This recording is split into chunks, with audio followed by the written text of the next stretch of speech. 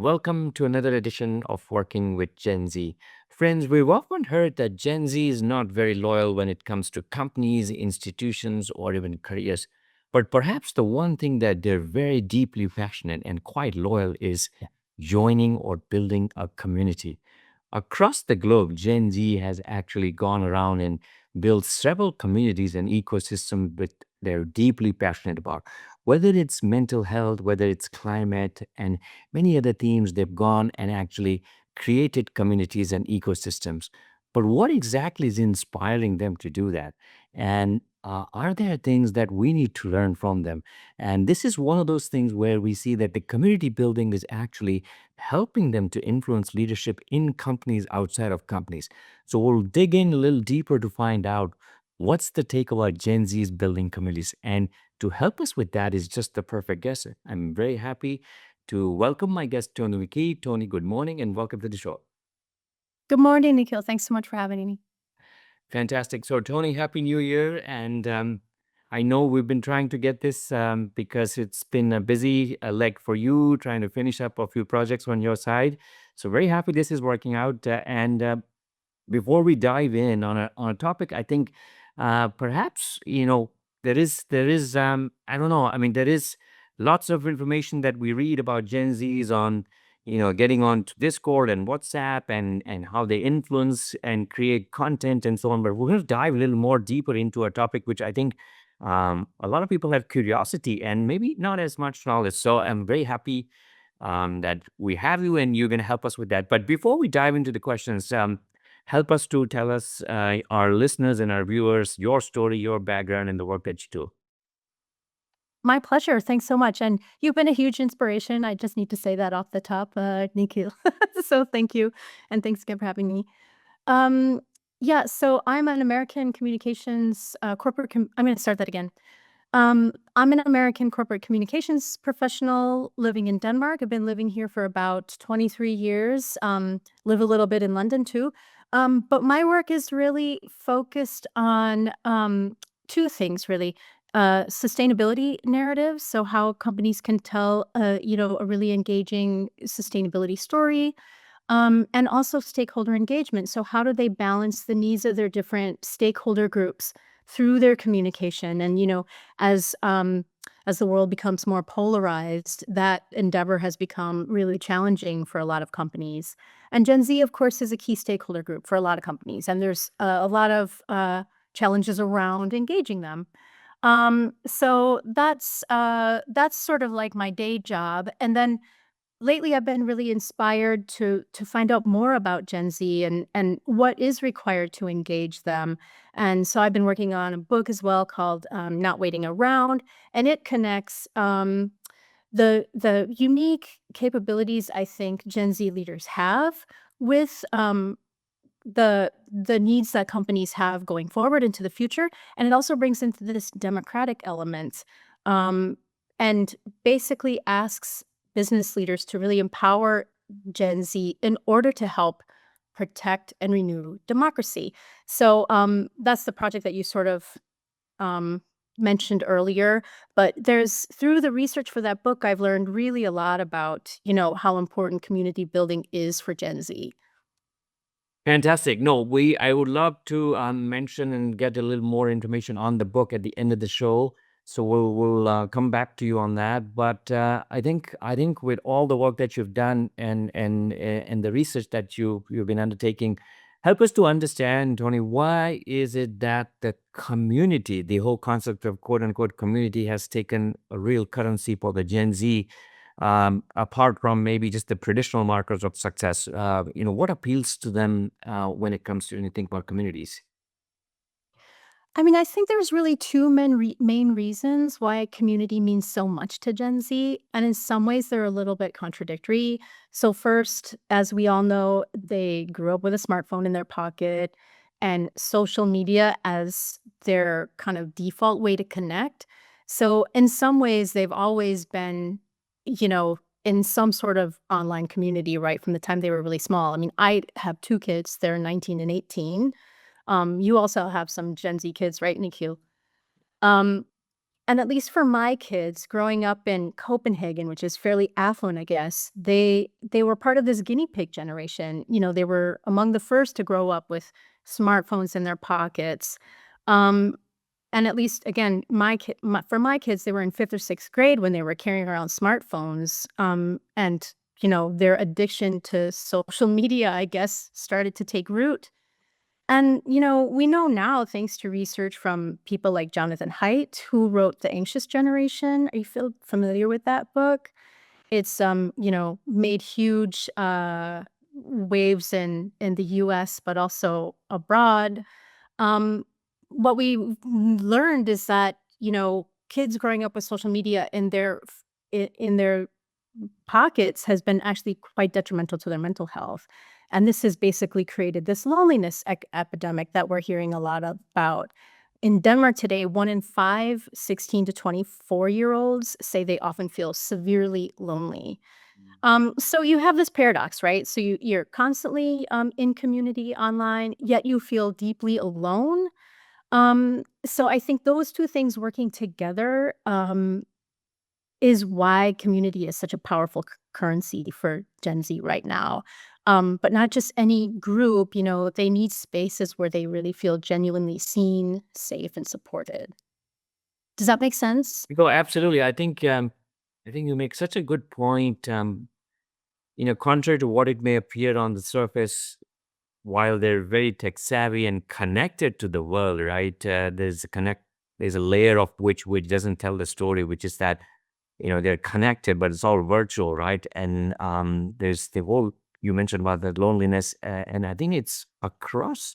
I don't know if I want to say across the world, but it's certainly there, seen in many countries and societies here in Asia as well, even being very popular societies, right? And because the social media, the internet penetration has just been there globally, so it hardly matters. So I agree as to what you were saying about why community would appeal. But let's now kind of build on that. What in your view are they trying to solve when you think about a community? Or is it more to fill an emotional gap? Is it more to address a real issue? Now, perhaps my sense is there's a bit of both. But what have you seen, and what's driving that? So, this loneliness thing that I just mentioned, I feel like that is really, really pervasive. But I don't know if Gen Z necessarily are going out and saying, okay, we're going to solve loneliness with communities. I don't think that's like um, that's at the forefront of their minds. Mhm. But I think a really good example to think about is Zoran Mamdani's campaign. Have you been following the mayor in New York? Yeah. So Yeah. he's millennial. He's a new millennial mayor, but he succeeded by really engaging Gen Z voters. And I mean, his campaign was remarkable in the way that he really went out to speak specifically to Gen Z's needs, but his campaign was really inventive in that they didn't just go from door to door, his volunteers. They did it through building communities. So they would have these like do your own campaign merch nights where like Gen Z would gather and they would make the merch together and meet each other in that way. They would have soccer games. So they weren't just, regular kind of typical campaign events. They were actual community where Gen Z would gather and really made friends and they became less lonely. And ultimately, Mamdani won the election. So I think there's really something to be said there. And it's a really interesting sort of case.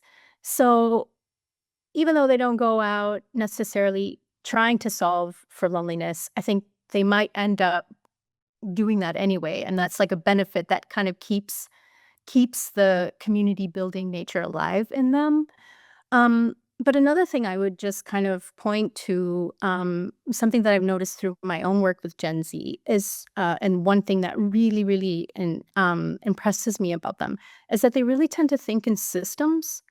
They really understand how the world runs on these big, complex systems, and somehow, if that's your starting point, it feels like then you also understand that you need collective action, and at the heart of that is community, you know?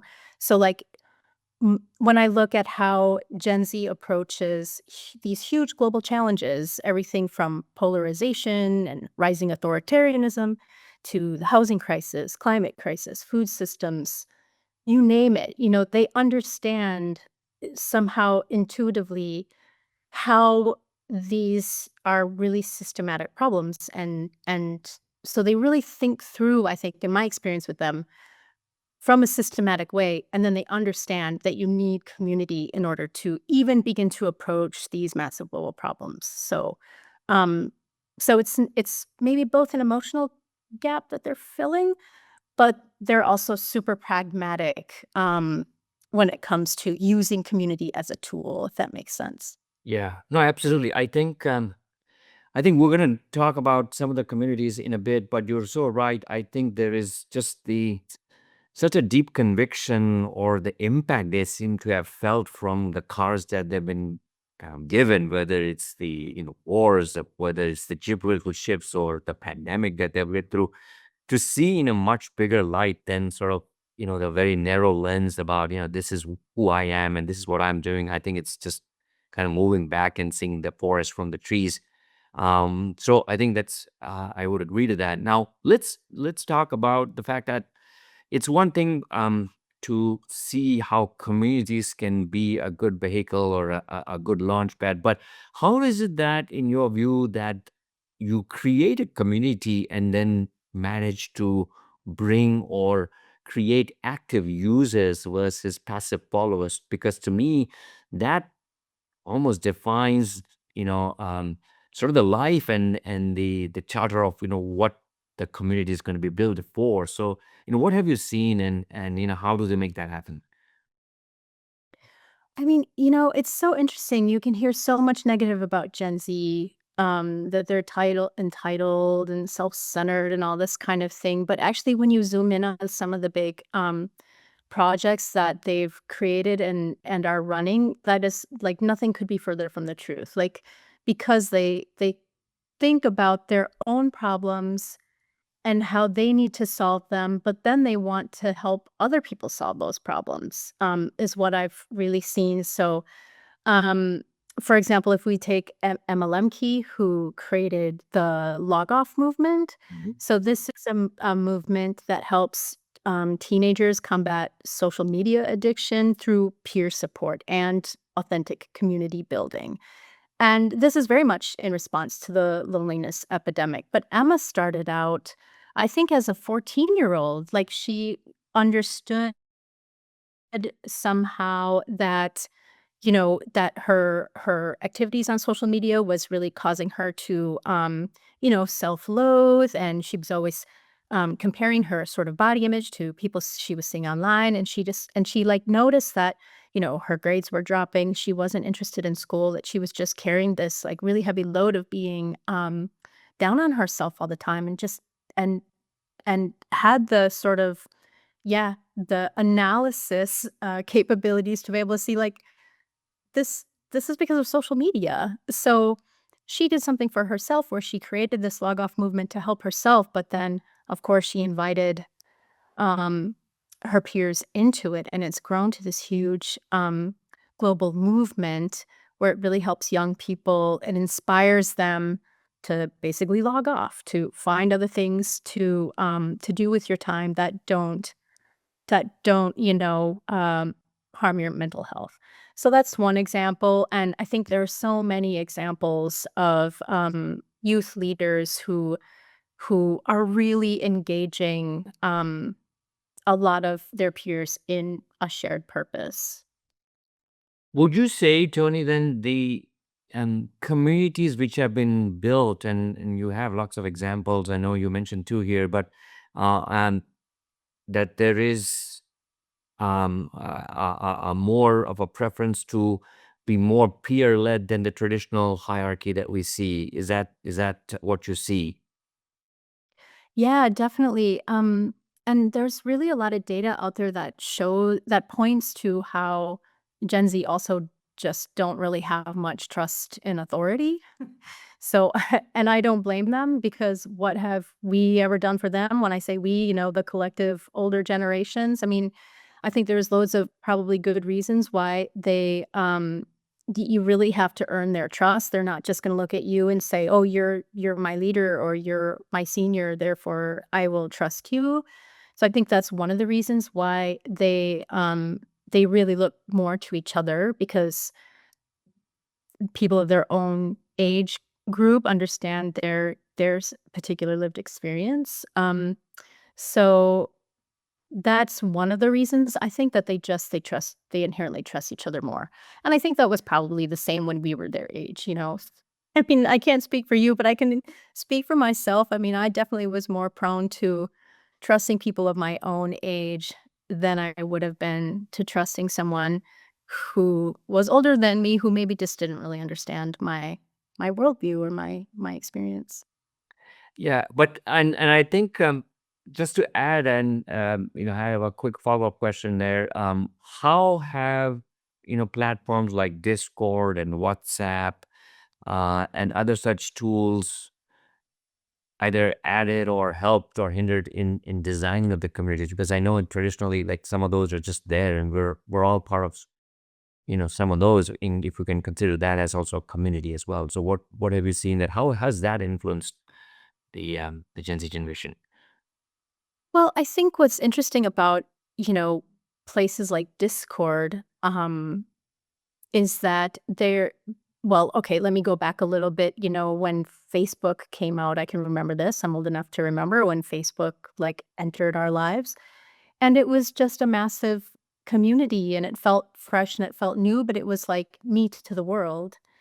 Um, and then, these channels like Discord come around and it's so much more, it's smaller, it's more conversational, it's more peer to peer. Mhm. So, like Discord feels more like a stack of digital living rooms, where Facebook felt just like one big, huge digital world. And I think that, Discord is so much more prone to that authentic experience where you can really, as a user, find your community where there is, a shared purpose and a shared sense of a shared interest and a prolonged kind of, it's not just a one-off kind of connection. You can keep on going into these communities and really find a prolonged sense of belonging. So, I think that's what I think that's what's, uh, unique about,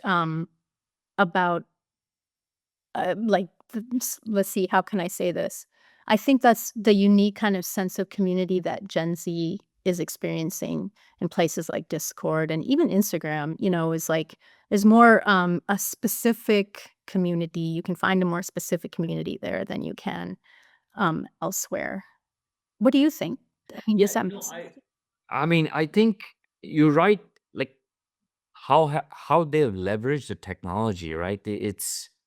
I mean, we're all part of WhatsApp groups, and we've been on, I've been on a few Discord channels, like, but I think it's more very transactional. Like we don't, it's like you do a thing, and then it just takes for us to step back to say that, okay, can we make this bigger? Can we make this more lively? And that's where I was going next. Is that in your view? Um, what have you found? Have you found that maybe some communities created by the Gen Z tend to be more active and others tend to fail and go beyond the hype? So like in your view, what seems to be working, and if it's failing, like what could be the reason? I mean, so I don't know if I can think of any sort of groups that have Gen Z groups that have failed, Mhm. so to speak. Can you Okay. think of any? I mean, do you have an example on the Well, top? I was just trying to figure out that because now it's becoming. And I like to kind of get some examples from you, but it seems like some of the movements, it starts with the bang, and then maybe it just kind of dies down after a while, and that could, Oh, yeah, yeah. So I was, yeah, from that angle, like, is it because the issue is no longer relevant? Is it because that they seem to have For example, the story that you gave about this young lady who was trying to, you know, create help for her peers logging off. My sense would be, if we just take that story as an example, would somebody be kind of off that once they realize the perils of social media, the benefits and the perils, and maybe after like few years, they're out in the world doing other things. So I'm just curious, like, is that what normally could have caused it? I can't think of any specific examples on communities, but maybe if you have any examples. Yeah, I see what you mean. I see what you mean. I mean, I really think it's all about shared purpose, and and that's another thing that that's really impressive about Gen Z is that they're really purpose focused. They have like as individuals, I think, and again, I don't want to generalize, but the Gen Z people I've met, both socially and in professional settings, they're really clear on purpose, and I think these communities that thrive have that prolonged sense of purpose. They have a very strong sense of purpose, and that's what keeps the community thriving, and that's what keeps it alive. But beyond that, I would say, they allow for psychological safety, which is a term that you and I have talked about before. I think they make it easy to be yourself and to bring yourself into the group. They make it then easy to build relationships and maybe bring a sense of shared ownership to the group. That's probably also important. This idea that um it's not just, for the founder of the group, it's for everybody. The group is for everybody, and everyone can have a sense of ownership for it. I think those are the some of the things that really make these communities thrive and continue to thrive over the long term. So, can you share some examples there, Tony? I mean, just maybe two or three. You mentioned one again. Maybe you can reiterate that, but it's just the two or three examples of successful communities built by Gen Zs, and what was the purpose, the mission, and what is it that they're doing through these communities? Yeah, so one example that I find particularly inspiring is Sneha Revanur. So she's the founder of an organization called Encode Justice, and this is a very super relevant organization. She founded it as a teenager, by the way, of course, which was just a few years ago. And this organization basically does advocacy for ethical AI policy in the US, which is so needed right now. Like basically anything anyone can do to get the government's attention on AI policy is remarkable, but she is focused on ensuring that young people have agency in how AI shapes their futures. And I think she has been r- really impressive in how she founded and built the organization. I think it's been going for a good 5 years now, but they've managed to get a seat at the table in Washington D.C. and they're really Encode Justice is really making good progress and trying to get these issues in front of the government. So that's one, and it's a growing movement in code justice. There are more and more young people joining it every day, from what I understand, in the U.S. So that's a U.S. focused example, but I think a really strong one and relevant for today's times. Yeah, absolutely. No, yeah. Sorry, please go ahead. No, go ahead. Yeah, I think no. It's so very relevant because with AI and all the things that it can do, there's sort of a line, the blurred line we saw recently was happening with Grok, and so like, how do you ensure, like, where is the boundary, which especially important for even the generations like coming after Gen Z. So if you think about Generation Alpha, right? I mean, and then so where do you draw that line where you easily tip over on the other side, and for victim. And I've seen stories about like all the things that can happen, and very easily it gets into the hands of people who are not even teenagers. So So I think that's a good point, and very relevant community. Excellent. Uh, let's talk about now, Tony, the fact that if you're now a company or a corporate, and we've seen and talked about over the last few minutes the power of community and some stories and how they make it happen.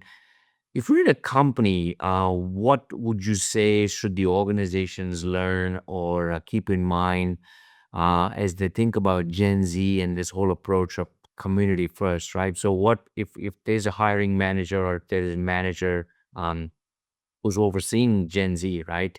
What would you say? Is it something that they should give them some spare time, or what have you seen, and what would be your advice? So I think there's just so much that business leaders can learn from Gen Z's community first approach. Um, because at the heart of community first is collaboration. And as I think you probably know from your own work, collaboration is a huge buzzword, in the business, in the world of sort of business, what's the word? Thought leadership these days. McKinsey argues that 21st century leaders must move beyond traditional command and control models towards models where collaboration and co creation are basically front and center. And that includes collaboration with younger generations. Um, so, and again, I think this goes back to sort of systems thinking. Yeah. Um, there are so many huge challenges that companies are facing right now. Geopolitical, AI, you name it. There's a lot of in fact, feels like everyone I talk to in the business world is always trying to put out a fire right now. I don't know if that's your experience, but it's a really volatile time for business. So I really think that what corporations can learn from young people is their systems thinking approach that across the board, but also this collaboration is so important. And I think it's really easy to say, like, of course, we collaborate every day in our companies. That's just a normal thing that we do. But I think, especially when it comes to sort of intergenerational collaboration, even though you have different generations in the same room, you're not necessarily collaborating or co creating in a way that's gonna really bring value to your business because there are hierarchies involved and, young people are often get sent to do the grunt work. And even if they're bringing really good ideas to the table, older people are often reluctant to embrace them, just because of the fact that they came from a younger person. And maybe you can talk more to this too. But I think by embracing this community approach, they can really find out, companies can really find out how they can harness, some of the great ideas in their company, how they can probably achieve new levels of efficiency in terms of actually getting these ideas off the ground. They can approach new challenges that come out of nowhere, as they do a lot these days. Um, just more tactically and more efficiency if they embrace a lot of the capabilities that Gen Z brings to the table, including collaboration and community building. Yeah.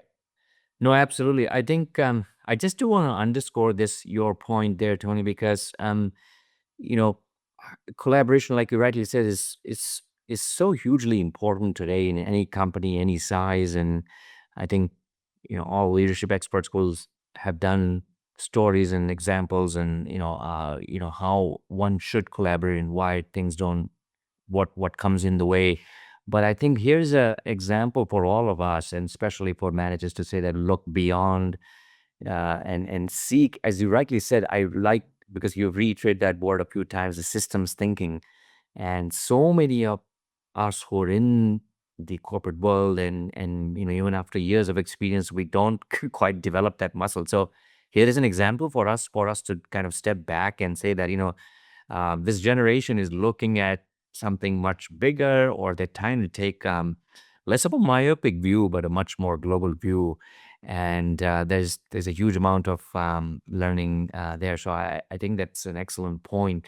I do want to just close out by maybe as a way to say that, okay, if as a way to, because we've talked about, I think it's been very helpful in understanding the power of communities, why they stay active, what matters to them, how has technology helped them, and what can companies do.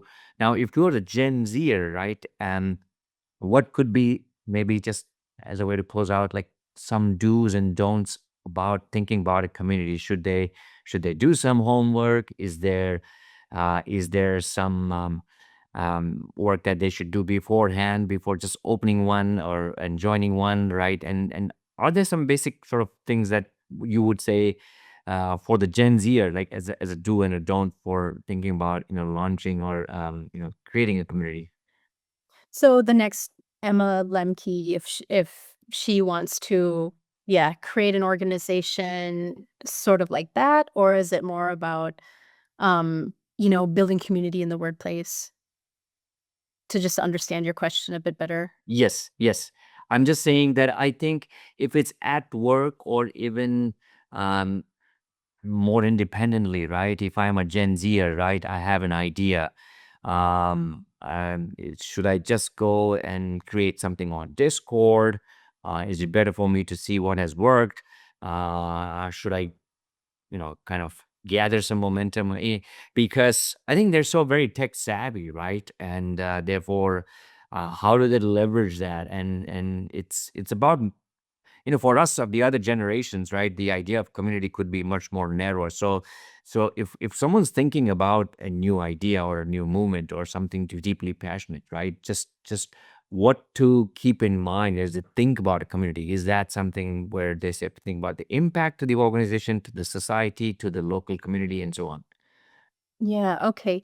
I mean, I I guess I would say that the number one thing is authenticity. That's a buzzword that's being thrown around like crazy lately. I know, especially I think when it comes to Gen Z, I think they really, really value it. Um, and so I would say to any Gen Z who's looking to create, grow, or join a community, that to do so with their authentic kind of self and purpose in mind, I think is like the first thing to consider. Like Gen Z is particularly good at sniffing out inauthenticity, un- inauthenticity. They're good at sniffing out the fakes. So I think the way to kind of attract more people to your community and your view is to be yourself, be open, express your purpose, bring people into your purpose, and basically build from there. Yeah, absolutely. So I really like, I wanted to, I mean, I think it is important for all the Gen Zers, but I would say even more relevant for all our other generations, and even more so for the bosses and the people who will lead the Gen Zs or the peers, to keep in mind that, look, at the end of the day, it is something that deeply driven from the art, from something. And I think you make a good point, just so that what it is not so much about like me wanting to make a presence online and me wanting to be in this platform of social media. It's about wanting to make an impact. And I think maybe we've saying the obvious, but I just thought, if you can lay that out. So Tony, this has been very helpful, very very important on a topic. I honestly, it's something that the Gen Z generation has been so deeply passionate about, and we have so many stories around the world. I know you've shared in our other conversations, but I also know that are a few coming up in the book. So why don't we take a little bit of time, and if you can talk about the book that's coming, and because you have a kind of a unique positioning of that as well. So maybe I'll let you talk about that, and then where can people find you as a way to get in touch for all the work that you do? Oh, thanks. I mean, yeah. So The book is called Not Waiting Around, and I was really inspired to write this when I got the privilege to work with some intensely inspiring Gen Z leaders um, who brought such unique perspectives into the some of the challenges that we were looking at within our company. So the book is really about the unique capabilities that Gen Z brings to the table when it comes to solving these huge problems that the world is facing, but also they feel uniquely sort of saddled with as the younger generation inheriting these problems, right? Um, and so it sort of breaks down these leadership capabilities that I think Gen Z has inherently and asks business leaders to really recognize these capabilities and embrace them. And at the same time, it makes the case that are the same capabilities that can also help us protect and renew democracy. Because as I said earlier, we can all see that democracy is really under threat right now from the US to the UK, across Europe. And oh, sorry, that's my dog. I'll just can you hear her? Can you hear my dog? Yeah. Oh, okay. Right. Yeah. Uh, So she's really loud to me, so I'm surprised you can hear her. Uh, Hold on just one second. Kitty.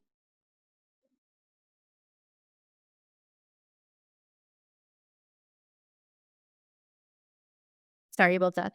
no. Um, so where was I? I was talking about oh, the same capabilities that Gen Z brings to the workplace that can really help businesses build their competitiveness can help build and renew democracy out in the societies. And it's really also a call to action to business leaders to try to see that, this democratic infrastructure that exists, like they can't really operate without it. So they can take an active role in protecting it by empowering young people. So that's the basic kind of premise of the book. Fantastic. No, looking forward to getting my hands onto it, Tony. I know it's a very unique framing that you have. So I'm sure all of our listeners and viewers will benefit from the stories that you have and the people that you've been working with.